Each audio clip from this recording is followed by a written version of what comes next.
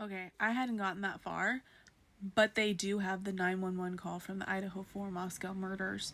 Redacted somewhat, but it makes zero sense. I'm going to read it to you now, okay? And it doesn't have people's names and stuff, so we're just going to have to surmise of who's who and what's going on. So it says Q, 911, location of your emergency, and then A. Okay, so it's Q and A going back and forth. Hi, something is happening. Something happened in our house. We don't know what. We have ... What is the address of your emergency? 1122. No, don't ...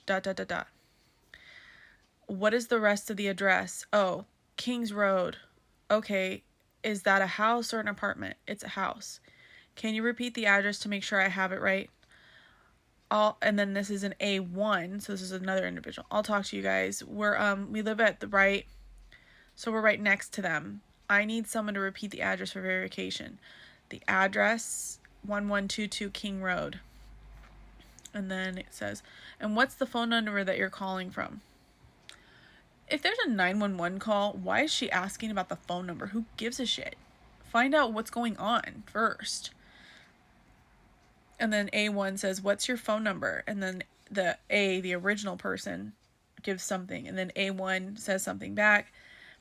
And then there's A says something. And then A1 says something is redacted. And it says, what's the rest? And then A1 replies back. And then Q, which is the dispatcher, says, okay, tell me exactly what's going on. And then A1 says, one of our roommates who passed out and she was drunk last night and she's not waking up. And then A says, no, we saw ... and doesn't finish the sentence. And then the dispatcher says, okay. And then A1 says, oh, and they saw some man in their house last night. Yeah. And then A says, hi ...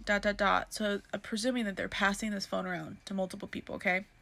So you have Q, who's the dispatcher, A1, and A. And A1 seems to be one of the boys, so like Hunter Johnson or something like that. And then A, I think, might be Bethany or Dylan. I'm not sure. And then Q says, are you with the patient? Okay, I need someone to keep the phone. Stop passing it around. And then A says, can I just tell you what happened pretty much? So that, presuming that's one of the roommates, why is she going into wanting to tell a story when supposedly this is a 911 call? And the way that the medical examiner described them is that Xana almost had her fingers cut off. Okay, that's how hard she fought. No mention of blood, no mention of like panic, get over here, she's not breathing. Like, I mean, we're not hearing the audio, but it just seems like they're like, let's explain ourselves. Okay, so then she goes, so A says, can I just tell you what happened pretty much? And then Q says, what is going on currently? Is someone passed out right now? And then A says, I don't really know, pretty much at 4 a.m. ... Okay, so already mentioning 4 a.m. from the previous morning, evening time, right? The dispatcher says, okay, I need to know what's going on right now. If someone is passed out, can you find that out? A, yeah, I'll come on. We gotta go check, but we have to. Is she passed out? She's passed out. What's wrong? And then the dispatcher says, dispatching Moscow Law ambulance for ... And then A says, she's not waking up. Then Q says, unconscious, 1122 King Road. And then Q1, which I'm assuming is like an officer saying 70 is en route. Q says, okay, one moment, I'm getting help started that way. And then A comes back on the line and says, okay, maybe ... And then it says Q, who's the original dispatcher, says unintelligible, 1122 King Road. All ambulance respond for unconsciousness, 1122 King Road. I copy, and then some Q2 comes in, so like another officer says I copy. And then the dispatcher says, it says unintelligible, 58.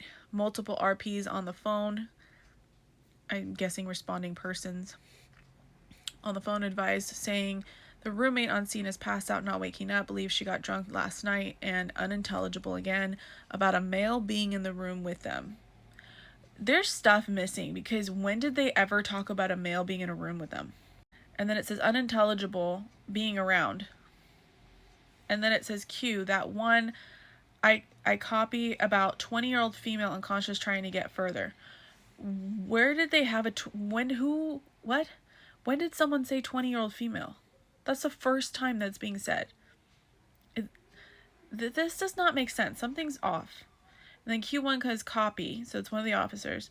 And then A2, another kid. Yeah, it's Evan in parentheses. So is that EA person that was there, is that Evan? Not Emily, with people who are surmising that it was Emily Hunter Johnson's girlfriend. And then A says, or Q asks, okay, how old is she? And then A says, she's 20.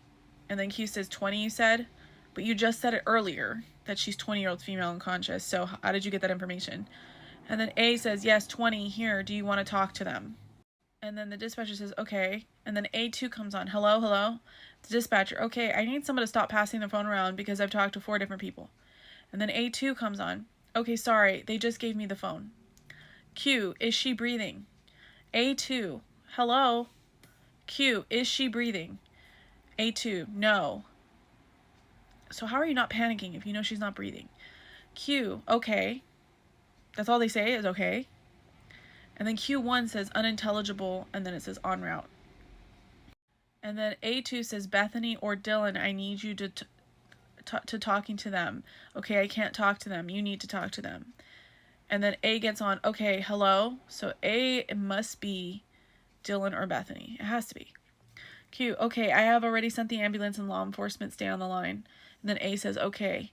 If there is a and then she goes on, the dispatcher goes on to ask, if there is a defibrillator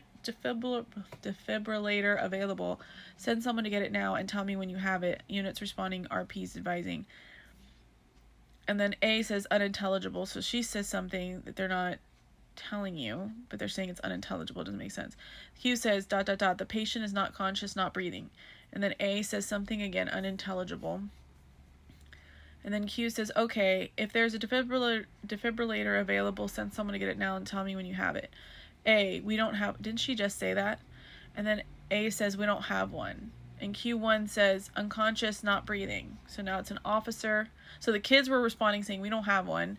And the officer says, unconscious, not breathing. And then A says, do you have a defibrillator? And then Q3, which is another officer, says, yep. And then A says, yes, we have one. And then Q says, but are you talking to the officer? And A says, yes. She says, okay, I'm going to let you go now since he's there with you and can help you. Then A says, okay, thank you, bye. And Q says, okay. And then Q4, Moscow 46 out. Q, copy. 13, I think we have, and then Q4 says 13, I think we have a homicide. So this is another officer, the 4th officer. And Q5 says, another officer says Moscow engine 20 is en route, so that must be the fire department. And then Q4 says 1370, and then Q1 says 70, unintelligible, 107, I relate it.